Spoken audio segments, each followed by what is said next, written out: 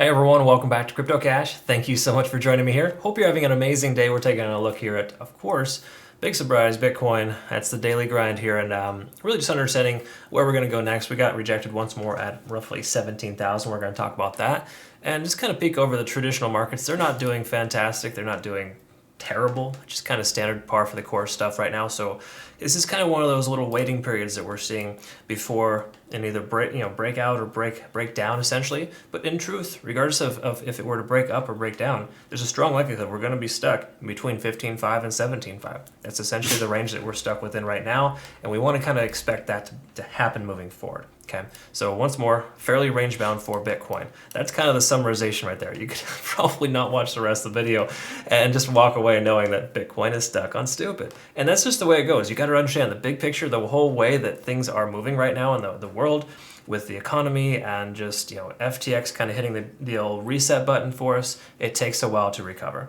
Once more, you fall down a flight of stairs, it's going to take a while for you to get back on track versus just tripping and falling down a couple of stairs, right? I use that analogy often, and it works really well. We fell down almost 2 flights of stairs for Bitcoin, and it's going to take longer to recover. So you cannot expect the price to just jump right back, because it's down and it's a good value. People have to get used to the value that it's at right now, and essentially that whole oversold and overbought thing, it kind of factors in, right? Supply and demand in that sense too. There's a lot of little things, of course, but we're going to look at that and much more. Anyways, if you're new to the channel, just know I'm not a financial advisor. Love teaching people to trade. That's why I create a trading academy, community, and signal group where we all band together, learn and grow, and it's just a phenomenal experience. We're also taking some healthy profits too. Honestly, not that much for BNB. We're still waiting on our futures position to open or to essentially hit its profit targets. We do have a position open, and if you look here, we can see Ethereum 108% and of course Bitcoin 68%. That was recently on the 14th. So as you know, that's roughly 4 days ago. And again, the market, the way things are right now, you can't expect to have monstrous gains. It's all about survival. So make sure that you understand, if you are part of my community, the less signals is more, right? Quality over quantity, and essentially making sure that you are not wrecking yourself and over trading. It's a very, very common characteristic. If you've fallen, subject to that yourself, then by all means, you might want to consider becoming a community member so you can kind of slow your roll, right? Again, day trading, different story altogether. But if you are swing trading, you want to swing trade carefully. All right. So that being said, let's take a look here at Bitcoin, see what's going on. On the daily, we can kind of see, of course, nothing much has changed. Standard stuff. Pretty much still looking bearish. But the one thing that is positive is the momentum to the downside is starting to dissipate. As this continues to go higher, we'll inevitably converge when the 12 intersects with the 26 in upward fashion. It may not be significant or monstrous by any stretch, but we're heading towards that. So for now, we're looking pretty decent in that regard. It is a slight positive, but there's no doubt that we're just stuck in this range here right now.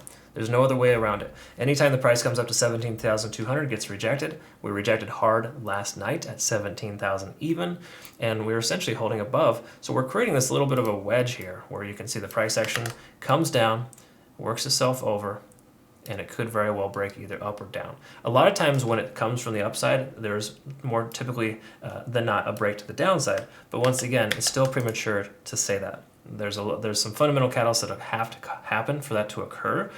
There's a strong chance we're going to stay at this price point or go higher, just based on the fact that we have a lot of volume accumulation at this area, and the price, anytime it's tried to come below, it's it's turned itself around. Okay, again, not great, not terrible, just stuck. Stuck on stupid, as I like to say. And a lot of my community members will joke about that, but that's just the darn truth. It really, really works itself out to be that right now, because there's not a whole heck of a lot going on. So anyways, what we want to look at is just say a couple things. Well, first of all, even though we peaked above 750 on the RSI, it still didn't hold. Again, remember, confirmation comes in many different shapes and forms, but on the RSI, you need at least 2 or 3 candlesticks to close above that level to validate that. Okay, so we got an invalidation by the price coming up and coming down, similar to getting rejected by the cloud if you've ever had that experience on the 1 hour. It essentially tells us that we are stuck under 50 on the RSI still. That also confirms that we have some type of resistance zone. Once again, I mentioned this yesterday, between 17,000 and 17,600. Okay, so this little area is an area in which we're having trouble breaking above. Again, a lot of fear, uncertainty, and doubt. The price action keeps pushing itself down, and that's just the way it goes. Now, if we look at other factors here as well, we can see, obviously, we're doing quite well in the general sense of converging on the 4-hour. In other words, this isn't fantastic by any stretch, but we're getting little bounces here and there. It's really kind of just telling us that there is likelihood of the price continuing higher. Again, it's not a strong likelihood by any stretch because these are not fantastic metrics here, but we are still establishing higher lows, and these are positive signs. Okay, so if we can hold above 16,600 as a round number, I think we're going to be adequate to continue a little bit higher and keep printing higher lows. For right now, though, until we print a lower low, we can expect it to continue up. All right. Again, it's not impactful, or it's not like an amazing type of scenario here, but it is still an increase nonetheless. Kind of depending on how you look at it. All right. So again, reaching first draws, yes, but we're not taking trades based on this, right? We're taking trade on the overall perspective of what's going on. And again, my recommendation is no trade at this moment. That's just kind of my thought process. That's why I'm holding off on the sidelines. And I recommend you maybe be a little more patient. But again, easier said than done. I recognize that. This doesn't happen overnight. Patience takes a while to form, and it's not something you can learn instantly. I try to teach that in my academy, but again, it's difficult unless you watch Chapter 7 over and over and over again. You're probably not going to figure it out.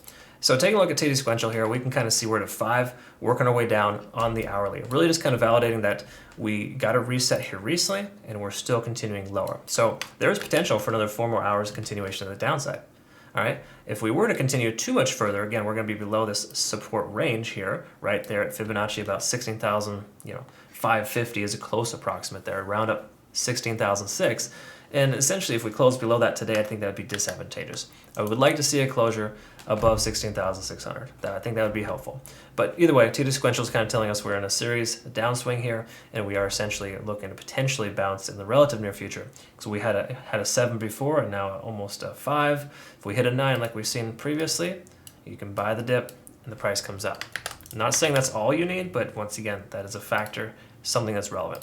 Taking a look at the Ichimoku cloud here. Once again, just to preface, the cloud is very inconsistent when it comes to range-bound activity. Okay, so again, every time it breaks above, you don't just get excited and go along because of it.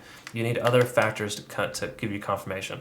And I can't tell you specifically what those other factors are. We've kind of already touched on them, right? You might want to look at the smaller time frames, perhaps just say on the 15-minute, and identify standard deviation. That does help. But it's still not a cure-all depending on the trading type that you have. If you're a day trader, then by all means you should have got in and got out by then. But if you are swing trading right now at this point, it's best to wait for it to start to make higher lows and higher highs consistently. We are still making higher lows, but once again, it's a bit of a stretch, right? So again, little things that you want to kind of just factor in and kind of try your best to be patient. It's really just the common denominator here, because we don't have much telling us that we want to go long. While it could very well bounce right here, we still don't have that confirmation. So again, the cloud isn't really telling us too much. I mean, the one thing that we want to identify is that we have lost some momentum here with a conversion line below the baseline, and obviously lagging span intersecting with the price action. So we literally have 0 out of 3 indications that we want to go long, and pretty much the same validation for shorts. You don't want to short either because we don't have confirmation it's going to break below this support level. Okay, so again, when we have a lot of conflicting information, this is like a 55-45 situation where it could go either way. I don't really like to take trades during this situation here. This is not a healthy environment for a type of trade. Again, really depends on the type of trade you're taking. I'm more so referring to swing trading because a lot of folks are more so into that. If you're day trading, obviously we're overextended to the downside, and a backswing might be potential. In fact, if we take a look at the 15-minute, we can kind of see here that we're well outside the standard deviation lines, and when that happens, some type of correction occurs. We're well below, could bounce and see a little bit of a recovery here off this support level. Okay, so I'm hoping to see somewhat of an increase here in the relative near future, but we have no real inclination here that the price wants to continue higher. Okay, nothing of that sort. So I don't really see a whole heck of a lot of positive here, but it's not truly negative either. And I know that it's hard to wrap your head around that sometimes, right? How can we have good and bad at the same time? Well, that's just the way that trading works. It's really just a series of figuring out what works best and what direction we're heading. And right now, after everything we looked at, we're mostly bearish on the macro, and we're mildly bullish on the micro. So you factor those two things in together, and everything we've looked at so far, we've got too much conflicting information. Doesn't make any sense to take a trade, in my personal opinion. Again, I've only been doing this for 17 years. I'm sure you're much more experienced, but in that case, depending on where you're at and how you feel, that's what you want to do. Work within your risk tolerance and make sure you understand what works best for you. I mean, are you willing to lose, on a 20x leverage short position if the price bounces? Right? You got to be okay with that. You got to be comfortable with that. Don't over leverage and do not over allocate too much funds to one trade. I get a lot of folks that join my trading community and they're hitting 20, 30, 40, 50% of their portfolio size per trade, and they get wiped out fast. Do not do that. 5% should be the max, 10 potentially if you are super comfortable with your trading style, and just recommend being, again, overly cautious in this environment. We truly don't know what's going to happen next. I hope you don't get wrecked. Please be careful. Please be cautious. Hate to say I told you so. I won't, honestly. That's just not where I'm at here. I'm here to hopefully help guide you in the right direction, and I hope you found some benefit here. Thank you so much for joining me here. We'll look forward to seeing you in the next one. Take care.